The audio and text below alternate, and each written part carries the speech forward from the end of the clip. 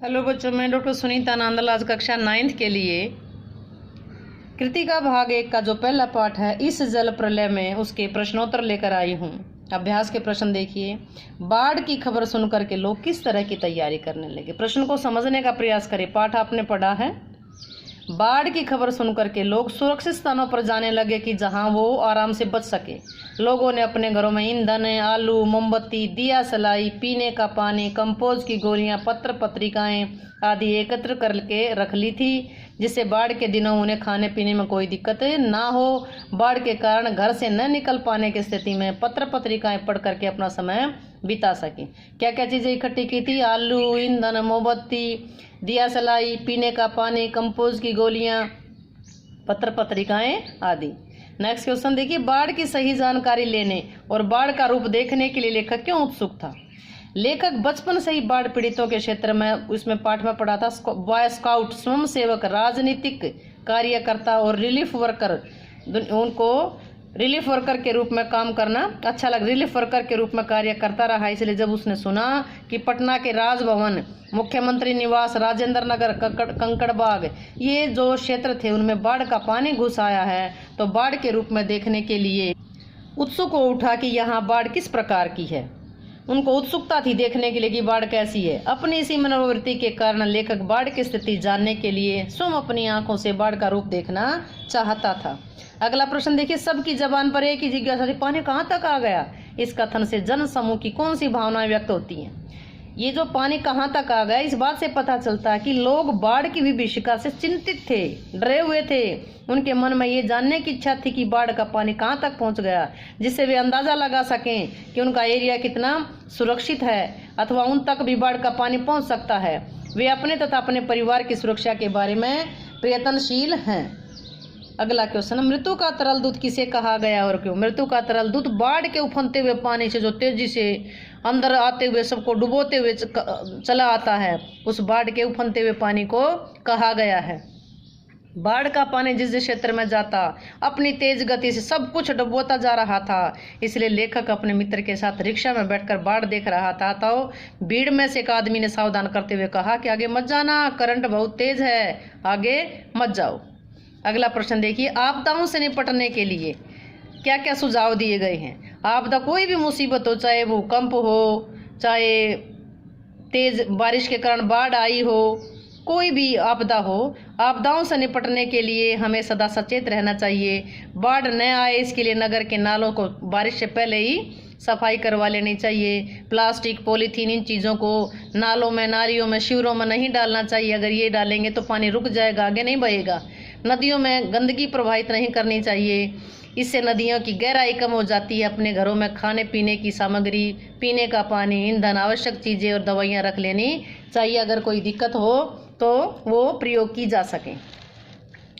जब दानापुर डूब रहा था तो पटनिया बाबू लोग उलट कर देखने भी नहीं आए। आप पूछो, इस कथन के द्वारा लोगों की कौन सी मानसिकता पर चोट की गई है?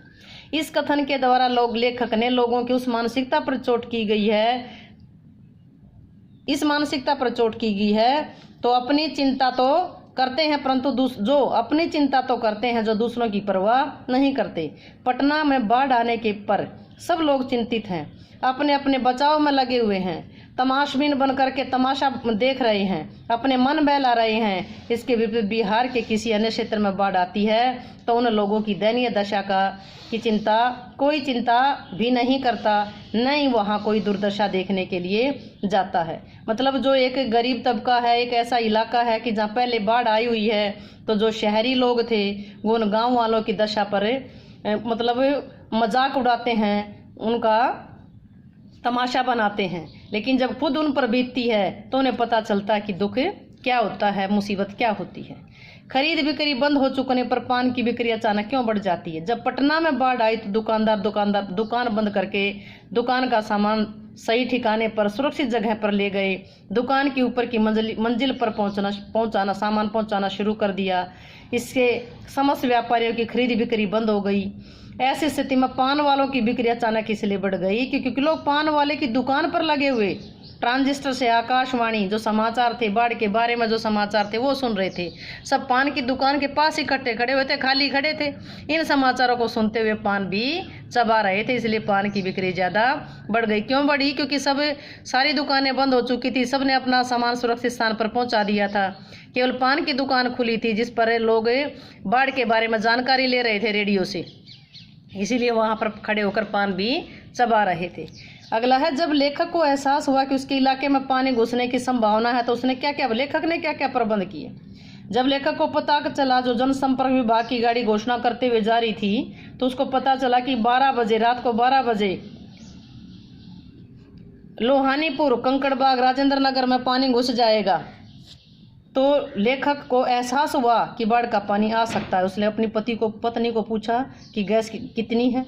पत्नी ने उत्तर दिया कि फिलहाल तो काम चल जाएगा, घर में खाने पीने की सामग्री, पीने का पानी, पढ़ने के लिए पत्रिकाएं और दवा का भी लेखक प्रबंध कर लेता है। नेक्स्ट देखिए, बाढ़ क्षेत्र में कौन कौन सी बीमारियां फैलने की आशंका थी। बाढ़ क्षेत्र में हैजा भी, पानी भरेगा, पानी गंदा पानी होगा, उससे मच्छर पैदा होंगे, मच्छर से हैजा होगा, प्लेग होगा, पैर की उंगलियां ज़्यादा पानी में रहने से गल जाएंगी, सड़ जाएंगी, तलवों में घाव होने, दस्त लगने, बुखार आदि बीमारियां फैलने की आशंका रहती है। नौजवान पानी में उतरते ही कुत्ता भी पानी में कूद गया। नौजवान जब नाव में बैठे थे तो एक नौजवान पानी में उतर गया। उसको ये कह दिया कि भाई कुत्ता गया तो इसमें तो आदमी जाएंगे, कुत्ता नहीं जा सकता। तो नौजवान कहता है मेरा कुकर जाएगा तो मैं जाऊंगा। नौजवान के पानी में उतरते ही कुत्ता भी पानी में कूद गया। दोनों में कौन सी भावनाओं के वशीभूत होकर दोनों ने ऐसा किया। 1949 में महानंदा की बाढ़ से गिरे वापसी थाना के गांव में लेखक रिलीफ कार्य के लिए नाव लेकर गया। नौका में एक डॉक्टर साहब भी थे जो उनकी मदद कर सके। उन्हें गांव के कई बीमारों को नाव पर चढ़ने के लिए भी कैंप तक उनको लाया जा सके। कई बीमार आदमियों को नाव पर चढ़ाया। तो नाव पर चढ़ा तो बीमार नौजवान के साथ उसका कुत्ता भी नाव पर चढ़ाया। जब डॉक्टर साहब ने कुत्ते को नौजवान के साथ ले जाने से मना कर दिया तो नौजवान कुत्ता नहीं जाएगा तो मैं भी नहीं जाऊंगा कह करके पानी में उतर गया। पीछे उसका कुत्ता भी पानी में कूद गया। इन दोनों बातों से पता चलता है कि जानवर और उस आदमी में बहुत आपस में स्नेह की भावना थी। दोनों में स्नेह की भावना व्यक्त होती है। नेक्स्ट क्वेश्चन देखिए, अच्छा है कुछ भी नहीं, कलम थी वो भी चोरी चली गई। अच्छा है कुछ भी मेरे पास नहीं है, मेरे पास मूवी, कैमरा, टेप रिकॉर्ड आदि की तीव्र उत्कंठा होते हुए लेखक ने अंत में ऊपर एक कथन क्यों कहा। लेखक चाहता था कि यदि उसके पास मूवी कैमरा होता तो बाढ़ के दृश्य की फिल्म बना लेता। टेप रिकॉर्ड होता तो इनकी ध्वनियों को रिकॉर्ड कर लेता जो बाढ़ का शोर उत्पन्न कर रही हैं। इनके अभाव में इस पर बाढ़ पर लेख लिखना चाहता था, लेकिन कलम भी चली गई। ना वीडियो बना सका, ना ऑडियो बना सकता, ना लेख लिख सका। अंत में वह अच्छा है कुछ भी मेरे पास नहीं इसलिए कहता है। और इन सब के अभाव में वह बाढ़ की विभीषिका को पूर्ण रूप से दत्तचित्त होकर के देख करके अपने मन में संजोकर रख सका है, अर्थात अपने अनुभव व्यक्त कर सका है। नेक्स्ट देखिए, आपने भी देखा होगा मीडिया द्वारा प्रस्तुत की गई घटनाएं कई बार समस्याएं बन जाती हैं। ऐसी घटना का भी उल्लेख कीजिए। मीडिया द्वारा बिना पूरी तरह से जांचे परखे, आपने देखा होगा व्हाट्सएप पर, इंस्टाग्राम पर, कई बार सोशल मीडिया पर ऐसी घटनाएं वो जाती हैं कि वायरल हो जाती हैं कि जो कई बार सही भी नहीं होती और हमारे पास पहुंच जाती हैं और हम भी उसको आगे फॉरवर्ड कर देते हैं। ये घटनाएं समस्याएं बन जाती हैं। अभी समस्त संचार माध्यम तक ये प्रकाशित कर रहे थे कि देश का एक निर्दोष व्यक्ति गलती से सीमा पार करके ख देश में चला आया, जिसे वहाँ की सरकार आतंकवादी मान करके फांसी की सजा दे रही है।